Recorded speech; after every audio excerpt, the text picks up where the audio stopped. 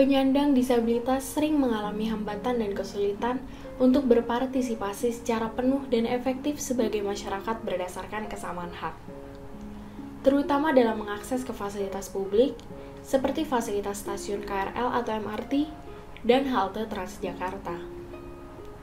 Mayoritas ruang publik terlihat aman dan dapat diakses dengan mudah bagi masyarakat umum. Namun masih banyak kelompok minoritas seperti penyandang disabilitas dan lansia yang masih kesusahan dalam mengakses dan menikmati ruang publik tersebut. Berdasarkan dengan survei Sosial Ekonomi Nasional di tahun 2012, menyatakan bahwa penduduk di Indonesia yang menyandang disabilitas sebesar 2,45% atau sebanyak dengan 6 juta jiwa. Sedangkan untuk saat ini, jumlah penyandang disabilitas di Indonesia sudah mencapai angka 5% atau sebanyak 22,5 juta jiwa penduduk di Indonesia yang menyandang disabilitas. Berdasarkan data tersebut, penyandang disabilitas terbanyak di Indonesia merupakan penyandang yang mengalami lebih dari satu keterbatasan, yaitu dengan persentase sebesar 39,97%. Adapun hambatan internal yang berasal dari individu penyandang disabilitas itu sendiri. Yang pertama, kurangnya percaya diri, tidak mempunyai komunikasi yang baik, dan kurangnya penguasaan untuk teknik-teknik alternatif dalam mengatasi keterbatasan akibat ketunaan yang memanfaatkan indera-indera non-visual ataupun indera penglihatan.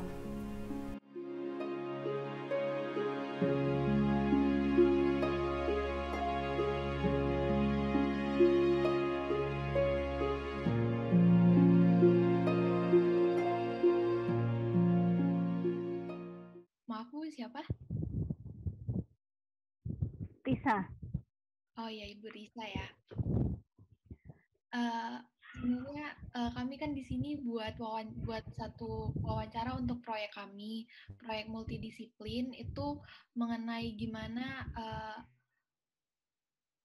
transportasi umum atau fasilitas publik itu sebenarnya sudah cukup memadai belum buat penyandang-penyandang difabel.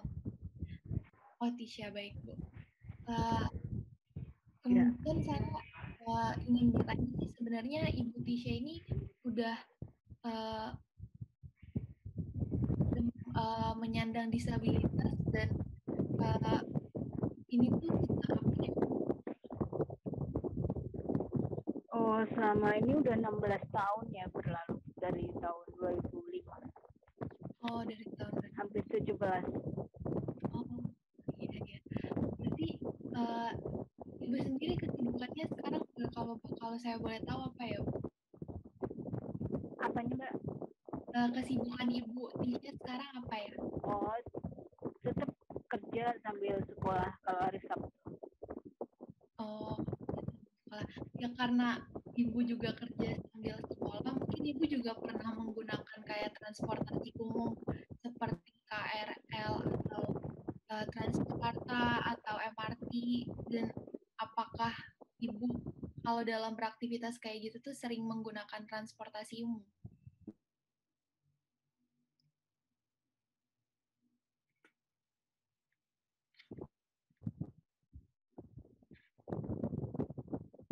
Ya, apa pertanyaan Oh, saya yang terdengar?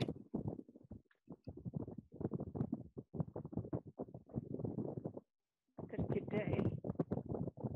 Pernah sih sekali di Jakarta MRT ya, cuma sekali pernah nyoba. Oh iya, kalau Tapi kalau Transjakarta saya belum berani sih karena kurang aksesnya masih jauh.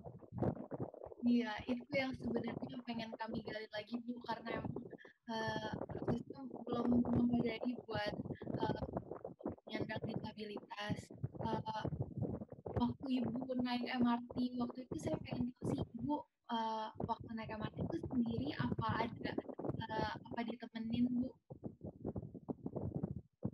Ada teman saya tapi pengguna kursi roda juga, jadi kami berdua nyoba MRT waktu itu masih baru-baru gitu. Enak nggak? Oh iya. Kalau kalau berarti cuman Ibu Tisha sama temennya Bu Tisha yang sama-sama penyandang disabilitas ya kalau bisa saya bilang. Berarti tapi ada nggak sih Bu yang kayak mau bantuin Ibu gitu Iya, untuk naiknya? Ada ya, sudah tersedia dari pihak MRT-nya mungkin? ada pasti ada. Iya,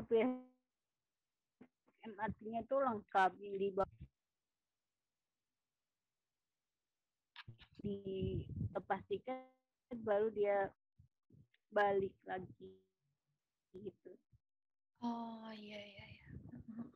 Sebenarnya saya juga jarang sih ngelihat hmm, ada yang benar-benar difasilitasi dengan baik, makanya saya muncul ide buat uh, mengangkat isu ini gitu. Tapi syukurlah kalau misalnya Ibu dapat uh, apa fasilitas yang cukup memadai waktu di MRT itu. Ya, selamat siang semuanya teman-teman. Terima kasih atas undangan wawancaranya kepada saya. Perkenalkan, nama saya Faisal Rusdi. Saat ini kegiatan saya sebagai pelukis dan sebagai anggota Association of Mouth and Food Painting Artists di AMPA. Menurut Bapak sendiri, bagaimana pandangan Bapak mengenai akses KRL dan transportasi umum sekarang nih, Pak? Bisa di-share pengalamannya atau bagaimana pandangan Ya, Bapak? kalau untuk KRL sendiri sampai saat ini saya ngerasa sih masih agak sulit diakses ya, karena stasiunnya sendiri stasiun lama dan itu butuh waktu untuk dipugar. Dan setahu saya KRL sendiri untuk stasiun itu pengelolanya adalah PT KAI. Ditambah lagi sekarang kan sudah mulai ada MRT, LRT.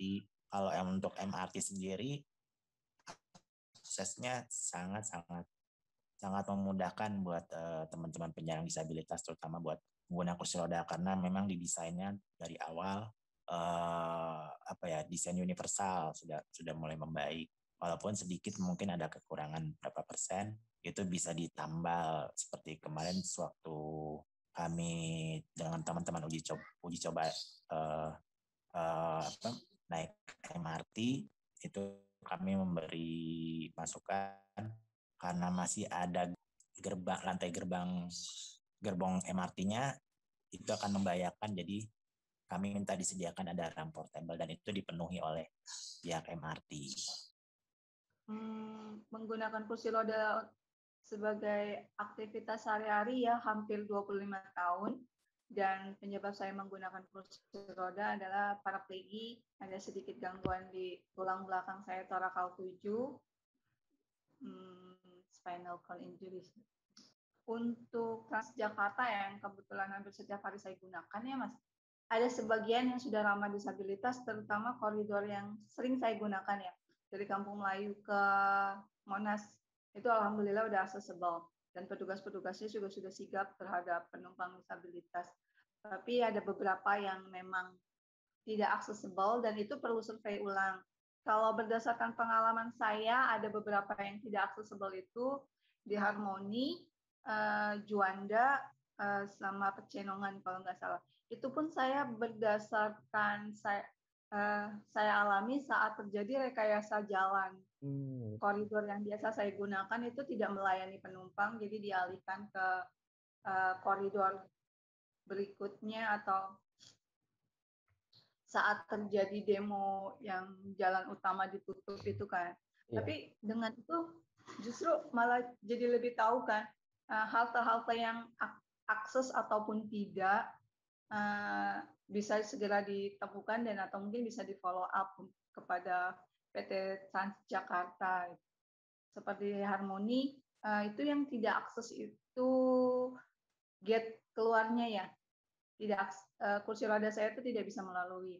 Dan untuk yang Pecenongan bisa dilalui, tapi untuk ke arah yang berlawanan itu saya harus menyeberang jalan ya. Tapi alhamdulillah petugas masih mau membantu. Dan untuk yang Juanda, untuk gate-nya bisa dilalui, tapi untuk ke seberang jalan itu kita harus menggunakan tangga penyeberangan.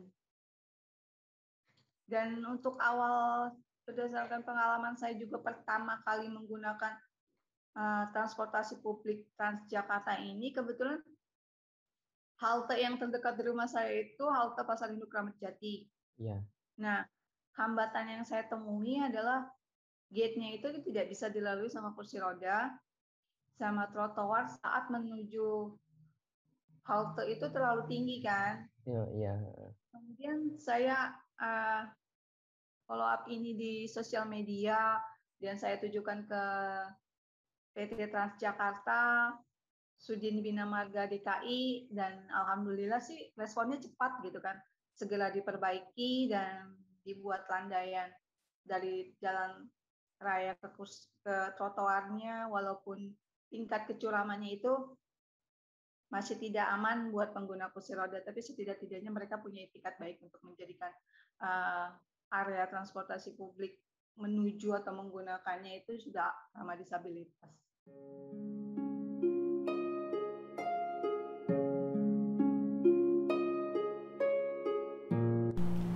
Adapun kendala yang sering dihadapi penyandang disabilitas dalam mengakses layanan publik. Hambatan arsitektural. Hambatan ini memengaruhi 3 kategori disabilitas utama. Yang pertama, disabilitas fisik yang termasuk menggunakan kursi roda, semi ambulan, dan mereka yang mempunyai hambatan manipulatoris atau kesulitan dalam gerak otot. Yang kedua, disabilitas sensoris yang meliputi tunanetra dan tunarungu, dan yang terakhir adalah disabilitas intelektual.